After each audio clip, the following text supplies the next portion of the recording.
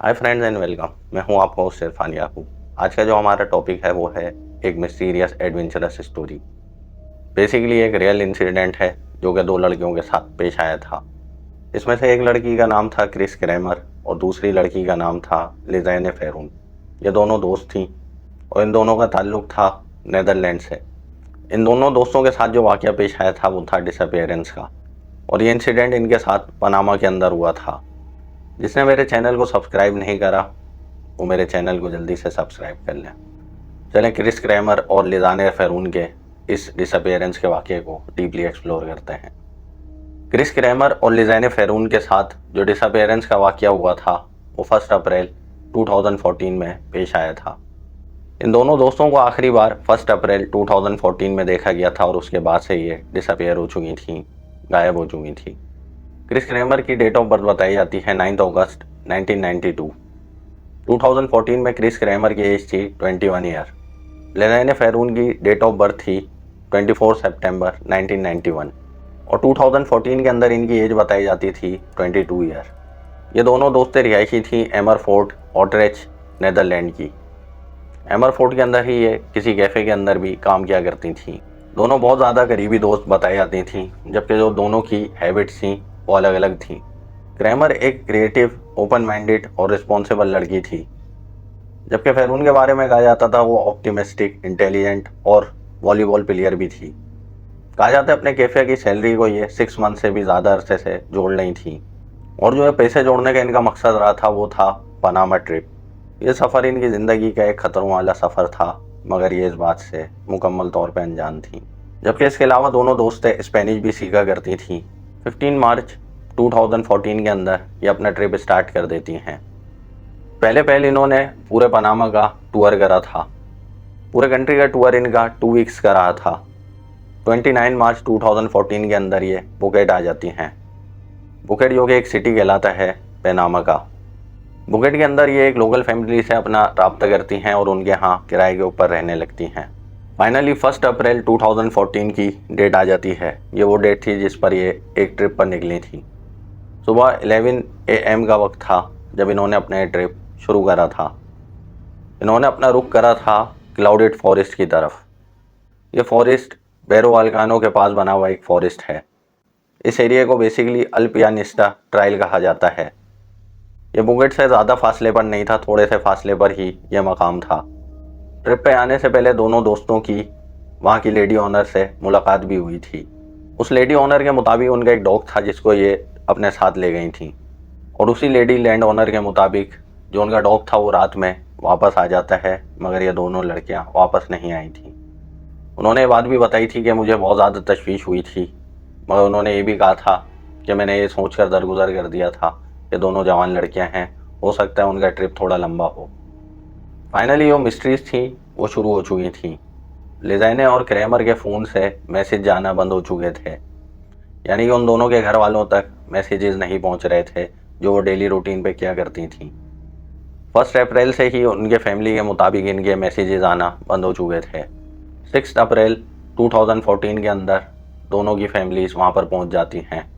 Panama पहुँचने के बाद उन दोनों की फैमिली डिटेक्टिव्स हायर करती हैं, पुलिस को बुलाती हैं और डॉग यूनिट्स को भी बुला लेती हैं। पूरी तरह से इस जंगल को खंगाला जाता है। कहा जाता है 10 दिन तक इनकी सर्च वहाँ पर मुसलसल चलती रही थी। ना पुलिस के हाथ कोई एविडेंस आया था, ना कि किसी डिटेक्टिव के हाथ कोई एविडेंस लगा था, लेकिन ये सर्च इसी तरह से चलती रही थी।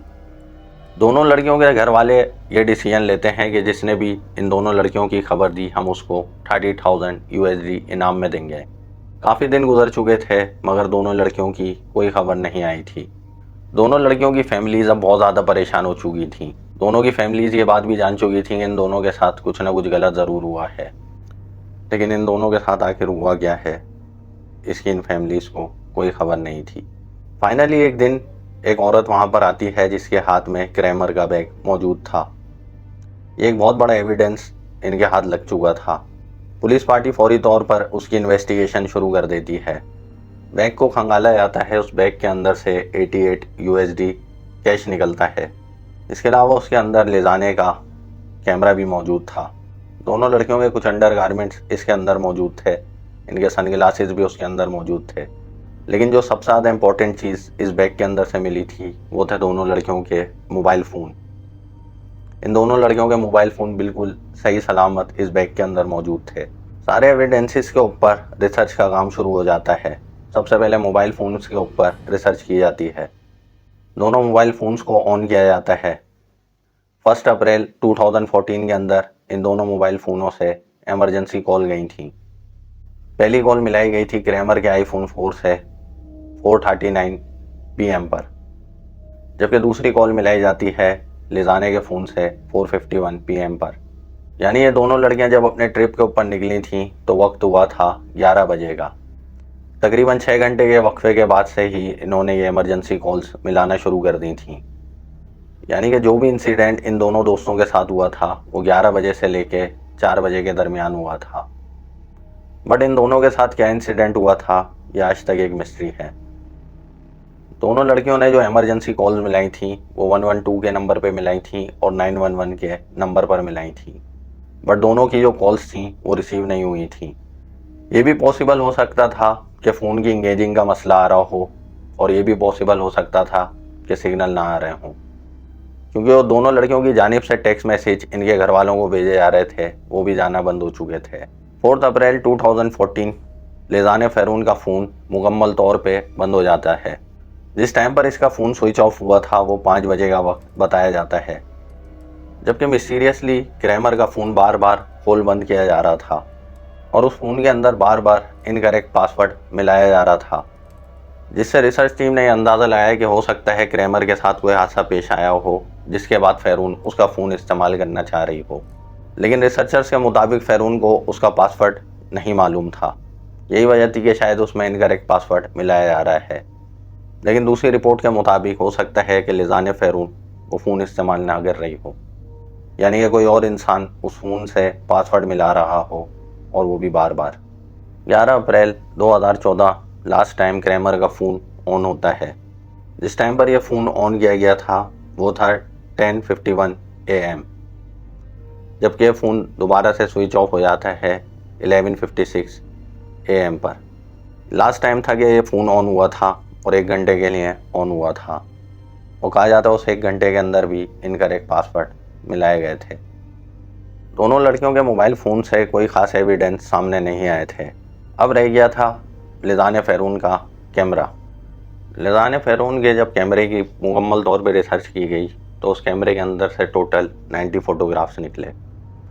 इनमें से कुछ फ़ोटोग्राफ्स वो थे जो कि इन्होंने 1 अप्रैल 2014 को ट्रेल पर पहुँचते के साथ ही लिए थे, जबकि वो बाकी के फ़ोटोग्राफ्स थे वो बहुत ज़्यादा रैंडम फ़ोटोग्राफ्स थे।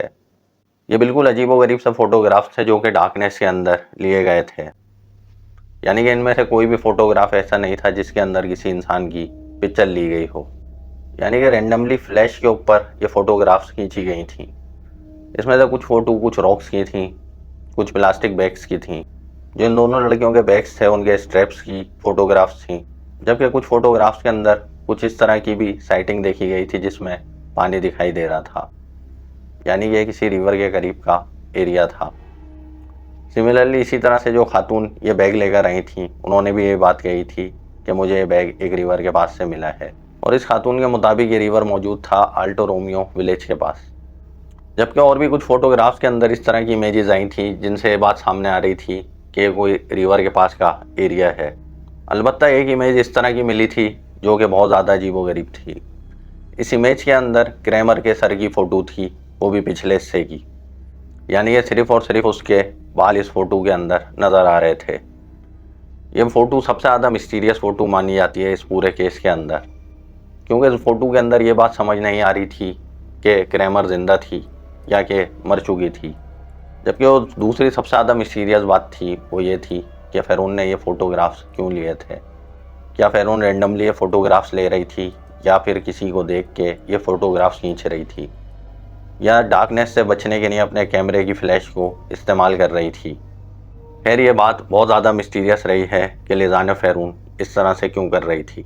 इन खींचे गए फ़ोटोग्राफ से कुछ एविडेंस तो सामने आए थे, यानी कि इनकी मदद से उस मकाम तक पहुंचा जा सकता था।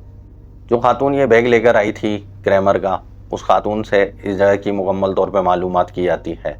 और जो नई इन्वेस्टिगेशन शुरू हुई थी वो कलाबर रिवर के पास से शुरू की गई थी। कहा जाता है इस इन्वेस्टिगेशन के शुरुआत के अंदर ही इनके सामने एविडेंस आना शुरू हो चुके थे। इन एविडेंस के अंदर सबसे पहले मिला था एक रॉक के ऊपर पड़ा हुआ क्रैमर का शॉर्ट्स। ये शॉर्ट बिल्कुल साफ सुथरी कंडीशन के अंदर एक रॉक के ऊपर मौजूद था, जबकि इसके अलावा भी दीगर एविडेंस मिलना शुरू हो चुके थे। थोड़े ही फासले के ऊपर एक जूता दिखता है। जब उस जूते के करीब पहुंचा जाता है तो पता चलता है कि एक पैर है, यानी ये जूते के अंदर एक पैर मौजूद था, जबकि इसके ऊपर कुछ थोड़ा बहुत गोश्त भी लगा हुआ था। इस पैर के अलावा 33 बॉडी पार्ट्स और पाए जाते हैं। ये सारे एविडेंस कलेक्ट कर लिए जाते हैं और इनका डीएनए किया जाता है। जब डीएनए किया गया तो ये बात सामने आ चुकी थी कि दोनों लड़कियां मर चुकी हैं, यानी ये उन दोनों के ही बॉडी पार्ट्स थे। दोनों की फैमिलियां सोगवार हो चुकी थीं, लेकिन जो एक मुहिम्मा था वो हल ना हो सका कि दोनों लड़कियां क्यों, कैसे और किस तरह से मरी थीं। दोस्तों, अब आते हैं असल मिस्ट्रीज़ के ऊपर कि इस केस के अंदर किस तरह की थ्योरीज सामने आई थी। अलग अलग लोगों ने मुख्तलिफ़ किस्म की थ्योरीज पेश करी थी। जो सबसे पहली थ्योरी इसमें बनी थी वो ये थी कि दोनों लड़कियां इस ट्रेल के ऊपर जाती हैं, यानी कि जंगल के अंदर दाखिल हो जाती हैं। काफ़ी अंदर जाने के बाद दोनों रास्ता भटक जाती हैं। रास्ता अंदर भटकने के बाद इनके मोबाइल फ़ोन्स के सिग्नल नहीं मिल रहे थे, यानी कि लोगों के मुताबिक हो सकता है ये अंदर भटक चुकी हों और भटकते भटकते ही इनकी मौत वाक़ई हो गई हो। जबकि एक थ्योरी के मुताबिक कुछ लोकल गैंग्स इन लड़कियों का पीछा कर रहे थे, यानी कि दोनों लड़कियों को अकेला पाने के बाद हो सकता है कि उन लोकल गैंग्स ने कुछ उल्टी सीधी हरकतें की हों। अलबत्ता जो फॉरेंसिक रिपोर्ट्स आई थी उन बोन्स के बारे में, उनके अंदर कोई इस तरह के स्क्रैचेस या के ज़ख़म के निशान नहीं मिले थे जिससे ये बात साबित हो सके कि इन दोनों लड़कियों के ऊपर तशद्दुद हुआ था। लेकिन एक थ्योरी के मुताबिक ये भी बात कही जाती है कि लोकल गैंग्स का भी काम हो सकता है। जो तीसरी और सबसे ज़्यादा पॉसिबल थ्योरी कहलाती है वो है क्रैमर के साथ होने वाला हादसा। यानी कि इस थ्योरी के मुताबिक क्रैमर के साथ कोई बड़ा हादसा पेश आया था, यानी कि वो किसी पहाड़ी से गिर गई थी या ये किसी रॉक से गिर चुकी थी। लेज़ान फेरून ने जब क्रिस क्रैमर की हालत देखी होगी तो उसने वहाँ पर रुकने का फैसला करा होगा, और लेज़ान फेरून उस वक्त एमरजेंसी कॉल्स मिलाकर यही बात बताना चाहती हो कि मेरी दोस्त के साथ एक हादसा पेश आ चुका है। और शायद यही वजह रही हो कि दोनों लड़कियां 1 अप्रैल से ही एमरजेंसी कॉल्स मिला रही हों। इस थ्योरी के ऊपर काफ़ी ज़्यादा लोगों ने बिलीव करा है कि हो सकता है क्रैमर के साथ कोई हादसा पेश आया हो, क्योंकि लेज़ान फेरून का फ़ोन था वो ओपन रहा था और लेज़ान फेरून के फ़ोन से कॉल्स भी मिलाई जा रही थी। जबकि लेज़ान फेरून का फ़ोन बंद हो जाता है और क्रैमर का फ़ोन उस वक्त ऑन था। क्रैमर के फ़ोन के अंदर काफ़ी बार गलत कोड डाला जाता है, जो कि पॉसिबली लेज़ाने की तरफ से ही डाला जा रहा था, क्योंकि लेज़ान फेरून का फ़ोन बंद हो चुका था। पॉसिबली वो क्रैमर का फ़ोन इस्तेमाल करना चाहती हो, इसीलिए वो गलत कोड्स मिला रही हो। खैर दोस्तों, इस बारे के अंदर बहुत सारी थ्योरीज सामने आई हैं, लेकिन कोई एविडेंस खुल के सामने नहीं आ सके कि इन लड़कियों के साथ आखिर हुआ क्या था। ये बुकेट पनामा में होने वाला ऐसा वाक़या था जो काफ़ी बड़ी मिस्ट्री बन चुका था। कहा जाता है आज भी अनसॉल्व मिस्ट्री है कि आखिर इन लड़कियों के साथ उस जंगल के अंदर क्या हुआ था। आज तक ये बात सामने नहीं आ सकी कि इन लड़कियों को मारा गया था या कि इनके साथ कोई हादसा पेश आया था। यानी कि दो ऐसी नौजवान लड़कियां जो कि अपने एडवेंचरस टूर के ऊपर निकली हुई थीं, वो इस बात से बेखबर थीं कि उनके साथ इस जंगल में क्या होने वाला है। अगर उनको ये बात मालूम होती कि जंगल का सफ़र उनकी ज़िंदगी का आखिरी सफ़र है तो शायद वो इस सफ़र के ऊपर नहीं आती। दोस्तों, आपको क्या लगता है कि इनमें से कौन सी थ्योरी पॉसिबली सही हो सकती है? कमेंट में मुझे लाजमी अपनी राय से आगाह करें। दोस्तों, होप आपको ये मिस्टीरियस केस की इन्फॉर्मेशन पसंद आई होगी। अगर अच्छी लगी है तो वीडियो को लाजमी लाइक करें, शेयर करें, चैनल को सब्सक्राइब करें।